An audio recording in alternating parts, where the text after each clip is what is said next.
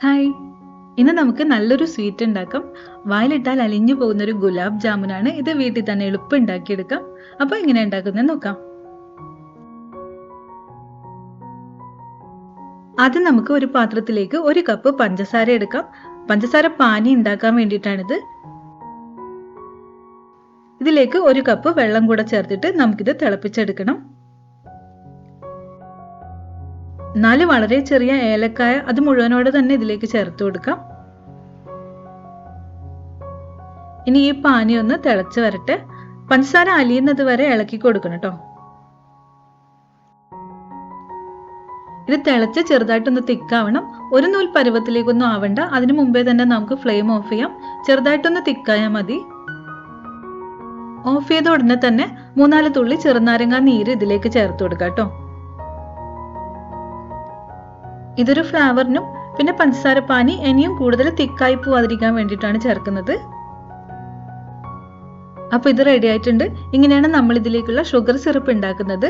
അടുത്തതായിട്ട് ഒരു പാത്രത്തിലേക്ക് 1 കപ്പ് പാൽപ്പൊടി എടുക്കാം. ഇതിലേക്ക് നമുക്ക് 1/4 കപ്പ് മൈദ കൂടെ ചേർത്ത് കൊടുക്കാം. പിന്നെ 1/2 ടീസ്പൂണ് ബേക്കിംഗ് പൗഡർ ചേർക്കാം. ബേക്കിംഗ് പൗഡർ ഇല്ലെങ്കിൽ 1/4 ടീസ്പൂണ് ബേക്കിംഗ് സോഡയും ചേർക്കാം കേട്ടോ. 2 ടീസ്പൂണ് നെയ്യ് ചേർക്കാം. ഇനി ഇതെല്ലാം കൂടെ നന്നായിട്ടൊന്ന് മിക്സ് ചെയ്തിട്ട് എടുക്കണം.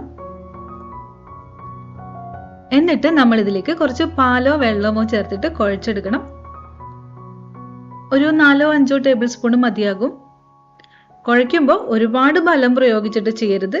സോഫ്റ്റ് ആയിട്ടൊന്ന് കുഴച്ചെടുത്താൽ മതി.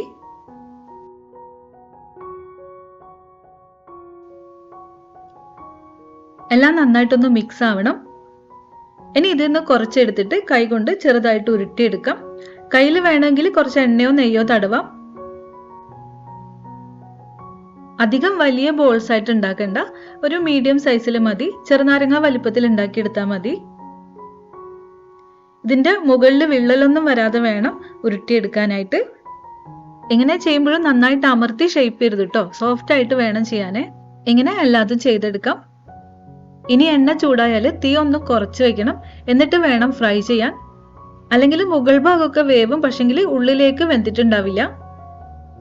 എണ്ണ എപ്പോഴും ഒരു മീഡിയം ചൂടിലുണ്ടായിരിക്കണം കേട്ടോ. എണ്ണയിലേക്ക് ഇട്ടപാടെ ഒന്ന് ശ്രദ്ധിച്ചിട്ട് ഇളക്കി കൊടുക്കണം. അല്ലെങ്കിൽ അടിയിൽ പിടിക്കാനുള്ളൊരു ചാൻസ് ഉണ്ട്. എല്ലാ ഭാഗവും നല്ലൊരു ബ്രൗൺ കളർ ആകുന്നത് വരെ നമുക്കിത് ഫ്രൈ ചെയ്തെടുക്കണം. ഈ ഒരു രീതിയിലായാൽ നമുക്കിത് എണ്ണയിൽ നിന്ന് മാറ്റാം. എന്നിട്ട് ഷുഗർ സിറപ്പിലേക്ക് ഇടാം. ഷുഗർ സിറപ്പിന് ചെറിയൊരു ചൂടുണ്ടാവണം, തണുത്തു പോകരുത്.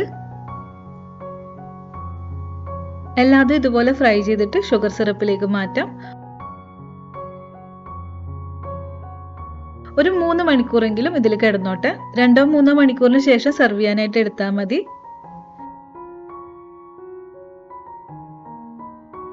നല്ല ടേസ്റ്റിയും സോഫ്റ്റ് ആയിട്ടുള്ള ഗുലാബ് ജാമുൻ ഇവിടെ റെഡിയാണ്.